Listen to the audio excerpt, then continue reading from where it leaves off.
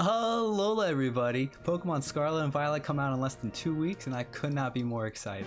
This is the 9th generation of Pokemon taking place in the Paldea region based off of real-world Spain. Many new things are being implemented in this game like complete open world, new story structure, new multiplayer, terrestrialization, new moves, items, abilities, and so much more.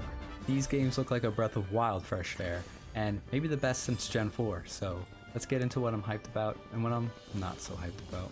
Now if you don't know me, it's understandable, but that could easily change if you stop by my streams over at twitch.tv/asa_bear.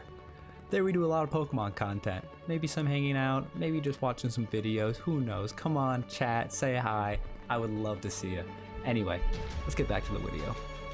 Now this is the full map of the Paldea region. At first glance, this looks to be one of the most filled and diverse regions we've ever had. It will also almost definitely feel like one of the biggest worlds we've played, and with the entire region being open world, allowing the players to explore to their heart's content. The way the player will be able to traverse the map will be with one of the box art legendaries, Koraidon and Miraidon. Now, I'm not sure when we'll be able to obtain them in-game, but by the looks of it and from the reviews of other content creators that got to play the game early, the players will be able to obtain them towards the beginning of the story. Now, that could be because those content creators played a fixed version of the game and the company wanted them to see those legendaries, but when release comes, the player will be using cycles up for a bit of the story. Who knows? But the footage from the trailers of showing the player riding around have looked pretty good so far. And in my opinion, I quite like that you only need one Pokemon to traverse the map instead of the 4 that you needed in Arceus. And just so everybody knows, I absolutely love that Koraidon uses their legs to run instead of their wheels. It's amazing, it's stupid, funny, it's the silliness that I'm all about. If I wasn't buying both versions, this could be the deciding factor on which one I buy. Now, if you're not getting both, I applaud you because it's pretty smart not to. The only reason I'm going to be getting both of the games is because I plan on making content with them. Other than that, I don't see too much of a reason to get both of the games. The differences are pretty slight. Maybe with this one there was a little bit more differences than in previous games. The differences are mainly just the version exclusives, Sword and Shield. There was different gym leaders, but there's really not much difference between the two games. So if you're not a content creator, I suggest just getting one game. But if you are deciding on which game you want to get, maybe these are the factors you should think of. The biggest differences, as with any Pokemon game, is the version exclusives. Now, we don't know yet which Pokemon are in which games, except of course the box art legendaries, unless you follow the leaks and data mines, but I won't be discussing those in this video. In Scarlet and Violet, the version exclusives so far are different professors, schools, and clothes. In Pokemon Scarlet, you'll meet Professor Sada, who has a more primitive look to her style, and in Violet, you'll meet Professor Turo, who has a more futuristic style. The school and uniform the player gets is also based on which version you buy. In Scarlet, you'll attend Naranja Academy while wearing orange uniforms, and in Violet, you'll attend Uva Academy. Well, you guessed it, you're wearing violet uniforms. Now that isn't that big of a difference, and most likely has little impact on the story, so keep that in mind. I'd wait until the version exclusive Pokemon are officially stated to make your final decision on which game you'd like to buy. But do know that you'll be able to obtain the Pokemon that aren't in your game by visiting another player's world that has them. So let's talk about the online multiplayer this generation. This time around, you'll be able to invite people to your world and vice versa. You can have up to 4 people in a world riding together in real time, able to take back resources and Pokemon you find there. This is a feature I'm very excited for. Having more ways to play with friends is always great, and something I desperately wanted in Sword and Shield. They also seem to have improved on Sword and Shield's raid battles again, with allowing players to not move in a fixed order and adding callouts to help with communication. Raid battles have always been fun, even at the beginning of Sword and Shield, and it's nice to see that they improved it with the DLCs, adding a more in-depth experience with Dynamax Adventures, and improving it even more with the new games. So here's to hoping the raid system can finally be what we all know it can be. We haven't seen what the online battle system is like yet, but I'm praying to Lord Helix that they allow people to just create their own rule sets and stuff, because they killed single battles in Sword and Shield by having the 20-minute timer unremovable and making animations take forever. It's not that big of an ask to allow custom games. It'll make playing with friends 100 times better, not to mention allowing creators to make lots of fun formats and videos. I think most people can agree that the online system in Sword and Shield barely even worked. Joining a raid there was harder than a Metapod, and I just missed the days of Gen 6 YCOM. Please, Game Freak, don't fumble this. I'm begging you. I probably should have stated this a little earlier, but oh well. I'm sure most of you know the new gimmick of these games is terrestrialization. These are by far the most impactful mechanics Game Freak has ever made. This allows any Pokemon to change to any type. Now, we don't know exactly how this works and what all the numbers are, but these changes can make any Pokemon into a new variant and allow for a completely different metagame than we've ever experienced. You can make any spread move stab or even just boost your current stab.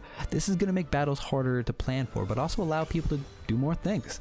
This VGC season could be the hardest one yet, but I'm even more excited for it. I'm going to be going to as many events as I can to earn my Worlds tickets to Tokyo, as I'm sure a lot of others are. The most important part of any new Pokemon game is of course the new Pokemon.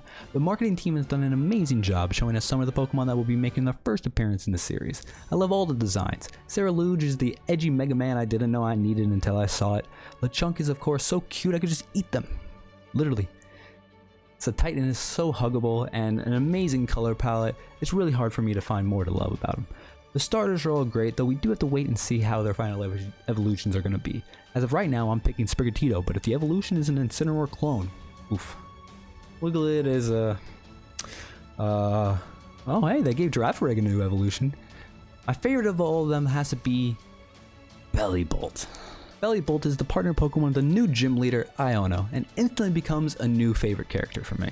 I mean, come on, she's a streamer with one of the cutest designs in the franchise. I want to be her. My gender envy is going wild. She is just so cool. Iono is the electric type gym leader and I can't wait to meet her in game. The announcement video for her was also really interesting and something Pokemon has never really done. They gave her a voice acting, which I loved, but I also couldn't help feeling a little bitter that we won't be hearing that in game. Another gym leader that has been announced is Brassius, the grass type gym leader whose partner Pokemon is Sudowoodo. Can I just say how much I love that they're finally making Sudowoodo an actual tree? With Brassius also having great dialogue. It gives me very nefarious vibes from Welcome to Demon School, Ian Raccoon, but if you know the character, you know how great he is. The other known gym leader is Grusha, and if they made you question your sexuality after finding out their gender, it's okay, you're not alone. He's the Ice-type gym leader whose partner Pokemon is Titan, another top-tier training design, and I just can't stop looking into their beautiful Gojo eyes. Each of these designs are great, and in my opinion, way better than the soccer uniforms everyone wore in Sword and Shield. Not saying I didn't like the Sword and Shield gym leaders, just not their clothes. I'm hoping this generation the characters are better fleshed out in the story, giving them more personality and memorable moments. I'm pretty hopeful for this to be the case because the story itself looks more thought out than in previous games, but that could just be wishful thinking. We'll just have to wait and see. These games are looking to shake up the well-known Pokemon formula, but to what degree is yet to be seen. Normally you travel throughout the region, beating the gyms, making your way to becoming the champion. In Scarlet and Violet, they still have the gym challenge, but have also added other storyline objectives such as fighting Team Star, the antagonistic group of these games, and fighting the Titan Pokemon. Now on paper, this is just the same formula just written down in a long way. Fight the gyms, fight the evil team, fight some strong Pokemon. This has always been a staple in Pokemon and it seems like they're just marketing it in a new way, but it really is not that much different. I still hope they actually put in effort to improve that formula, but I'm skeptical to say the least. I just mentioned it, but the evil group of these games is Team Star. They are a bunch of kids that the system gave up on who band together in teams of certain types and act as another type of gym challenge. After defeating one of these teams, you'll receive another badge. So in this game, there's actually 18 badges to collect, which I really like as a person that loved Soul Silver. Being able to challenge more gyms is a lot of fun. The Titan Pokemon are the big bosses around the wild area, similar to the Alpha Pokemon in Legends Arceus. They're obviously larger and stronger than regular Pokemon, but they actually do scale to your level unlike the rest of the Pokemon, which are all fixed. Defeating them will give you Herba Mystica, which is used for restoring health, as well as dropping other items. The only confirmed Titan Pokemon so far is Cloth, who is the newest Pokemon in the Crab family. Lots of new items are being added that will have an immediate impact on the competitive scene, such as Mirror Herb, which will allow the holder to mirror an opponent's stat increases and boost its own stat, but only once. Covert Cloak, protecting the Pokemon from additional effects of moves, and Loaded Dice, allowing a Pokemon holding this item that uses multi-strike moves more likely to hit it more times. Now those items are pretty crazy, but so are the new moves that have been added. Some of them include Shed Tail that creates a substitute and then swaps places with another Pokemon in your party, so goodbye Baton Pass, hello Shed Tail. Ceruledge and Armor Rogue's exclusive moves have also been revealed, with them being Bitter Blade and Armor Cannon. Though the most important new move is Terra Blast, which can be learned by any Pokemon via TM and changes its type based on what the Pokemon terrestrializes as. From the looks of it, this might be the most new items and moves being implemented in a new game, and trust me, we need it. Adding more team building options is great and creates less stagnation in the meta. Coming towards the end of the video, I just want to touch on one more topic, that is the new player customization added to these games. Now players aren't locked behind gender specific clothes and hairstyles, and at any point you can go and just change them. In every game I pick the girl because they usually have more and better options, so it's nice that everybody will be able to use everything, just as the world should be. I'm still picking the girl though, because I'm still figuring myself out.